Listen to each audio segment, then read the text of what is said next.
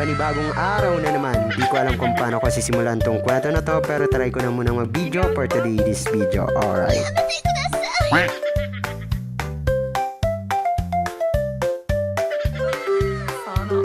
So guys, naghahanap na po kami ng classroom namin kasi naliligaw na po kami.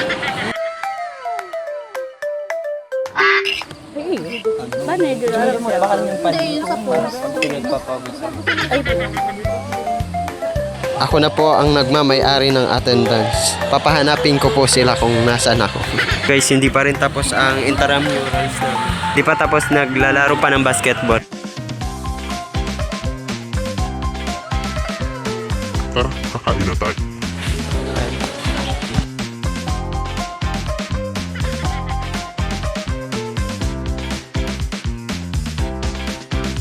So may isang arangita pa dito sa park.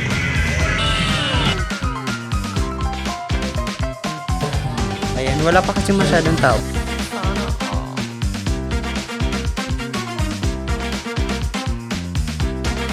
So guys, nakikain. Nakikain na po ako sa mga players. Yung pagkain ng mga players is wala kasing dumating, so ako na lang. Pinakita ko na kung sino ako, kaya kumain ako. Sabi ko, ma'am, pero kumain. Sige, kumain ka na. Basta ugasan mo yung plato pagkatapos. Sabi ka, okay, goods.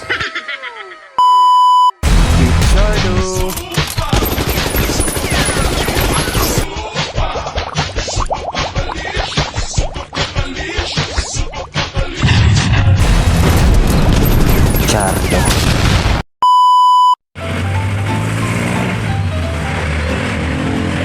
Yo mga nawak, it's Chardo.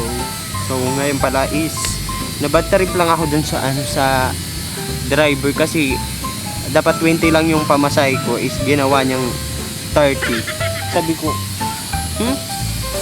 ang yung binabayad lang namin sa jeep is 20. O kaya minsan sa bus 70. Sabi ko, sige kuya, 25 mo na. Ayaw pa sanang ibigay, so napilit ko siya. So 25. 50 kasi binigay ko, may 25 pa ako sa akin. So ngayon ang ikikwento ko pala is about dun sa acquaintance namin, kasi matagal akong naghintay. Ang start ng acquaintance ng party is 3 to 12. 3 hindi pa naman nagsa-start, pero mga 5 na nag-start yun. Tapos may dapat ako, may commit up. So andito na po ako. Yung commit up ko, sabi daw magdadating daw siya 4. Di naghantay pa ako. Nabulok na ako dito sa school. Ang tagal, wala pa. Tapos ayun na. Ang battery na lang ng cellphone ko is 2%. Di, ang ginawa ko na muna is nag-video muna ako. Tinitingnan ko kung ano nang ginagawa ng mga tao dun kasi nag-aayos pa lang sila.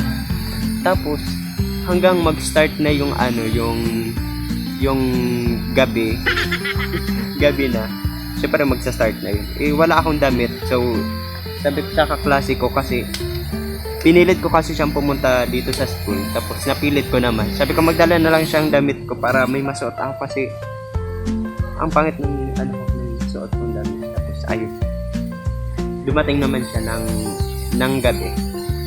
Di napairam niya ako ng damit, so may suot na, may masusuot na ako. Tapos doon na rin pala ako nakikain sa may school namin, kasi niyaya na ako ng teacher. Sabi daw, kumain na ba kayo? Sabi, ikaw kumain ka na ba? Sabi ko, oo na. Sabi ng teacher, kumain ka na muna. Sabi ko, sige na. Sabi ko, may plato ka mo? Meron. Sabi daw, kumain na lang daw ko doon, tapos pugasan ko na lang daw pagkatapos. So ayun, nakikain na muna ako habang naghihintay sa kamit up ko. Kasi ang tagal-tagal. Tapos ayun na. Hanggang sa nalobat yung cellphone ko, nag-shutdown na. Nag-reply na muna ako sa kanya. Sabi ko, asan ka na? Mamaya ka na umuwi kung pupunta ka talaga dito. Kasi 2% na lang cellphone ko para magkita pa kami. Sabi niya daw niya, oo, sige.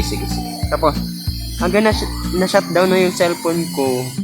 Tapos nag-brown out guys, pa. brown Wala pa out akong po dito charger. sa school. Ayun, wala na. Naboring na ako dun. Pero kasama ko naman yung kaklase ko. Nakabidyo-bidyo pa nga. Patay na yung tugtog. Tapos ayun na.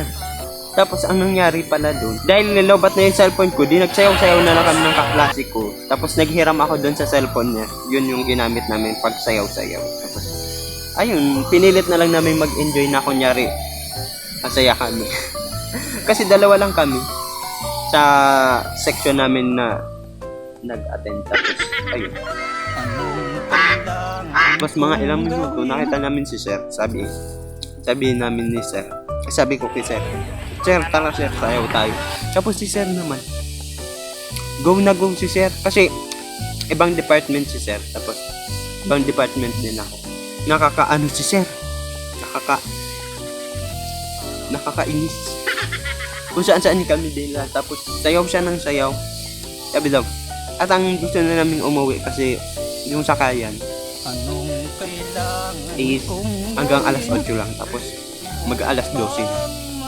Sige, need ko nang umuwi dapat kasi wala na akong sasakayan. So, ayun.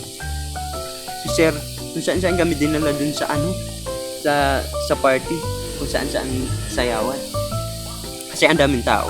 Sabi niya daw kasi naboboring daw siya kasi naboboring na na-stress siya kasi hindi nanalo yung department nila. So, pinipigilan kaming umalis.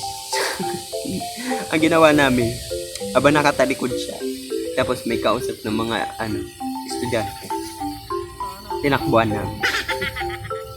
Sabi ko sa kasamaan kong babae, yung kaklase ko, mauna ka na tapos susunod kasi ayaw kasi kami paalisin ni Sir kasi wala siyang kabandi. So, ayun, tinakbuhan namin, tawa kami ng tawa. Yun lang, share ko lang, tapos wala na. Dahil lang namin mag-attend dun sa party. So ayun lang. See you kasi may school pa kan. May next subject na kan. Bye.